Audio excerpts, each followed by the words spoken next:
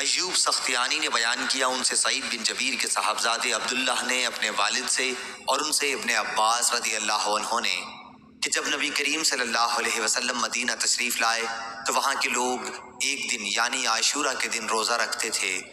ان لوگوں یہودیوں نے بتایا کہ یہ بڑی عظمت والا دن ہے، اسی دن اللہ تعالیٰ نے موسیٰ علیہ السلام کو نجات دی تھی اور آل فرعون کو غرق کیا تھا۔ اس کے شکر میں موسیٰ علیہ السلام نے اس دن کا روزہ رکھا تھا۔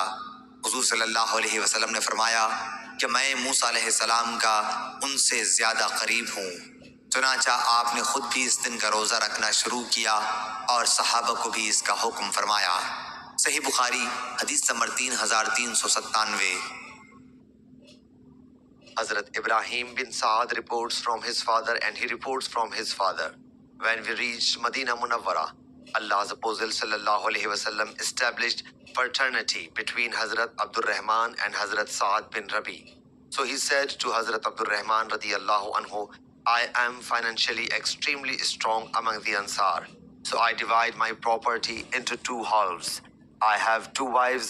Tell me the name of the one you like so that I may divorce her, and when her prescribed period is over, you may marry her. He replied, May Allah Jalla Jalaluhu bless your household and property. You may only tell me the way to the market.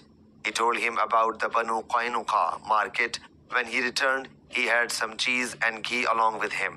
He then went there next day.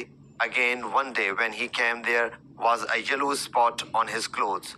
So the Prophet ﷺ asked about it, whereupon he submitted, I have been married. He ﷺ inquired, how much jointure have you given her?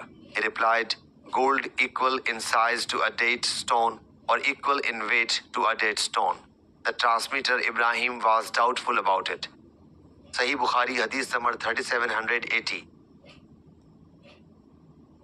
رسول اللہ صلی اللہ علیہ وسلم جب مدینہ تشریف لائے تو پہلے اپنی نانہال اترے جو انصار تھے، اور وہاں آپ نے 16 یا 17 ماہ بیت المقدس کی طرف منہ کر کے نماز پڑھی، اور آپ کی خواہش تھی کہ آپ کا قبلہ بیت اللہ کی طرف ہو۔ جب بیت اللہ کی طرف نماز پڑھنے کا حکم ہو گیا تو سب سے پہلی نماز جو آپ نے بیت اللہ کی طرف پڑھی عصر کی نماز تھی۔ وہاں آپ صلی اللہ علیہ وسلم کے ساتھ لوگوں نے بھی نماز پڑھی۔ پھر آپ کے ساتھ نماز پڑھنے والوں سے ایک آدمی نکلا اور اس کا مسجد بنی حارثہ کی طرف گزر ہوا تو وہ لوگ رکوع میں تھے۔ وہ بولا کہ میں اللہ کی گواہی دیتا ہوں کہ میں نے رسول اللہ صلی اللہ علیہ وسلم کے ساتھ مکے کی طرف منہ کر کے نماز پڑھی ہے۔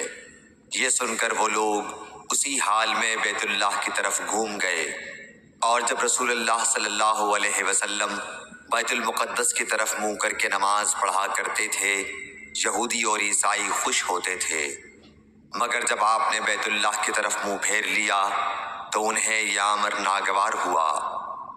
زہیر ایک راوی کہتے ہیں کہ ہم سے ابو اسحاق نے برا سے یہ حدیث بھی نقل کی ہے کہ قبلہ کی تبدیلی سے پہلے کچھ مسلمان انتقال کر چکے تھے، تو ہمیں یہ معلوم نہ ہو سکا کہ ان کی نمازوں کے بارے میں کیا کہیں۔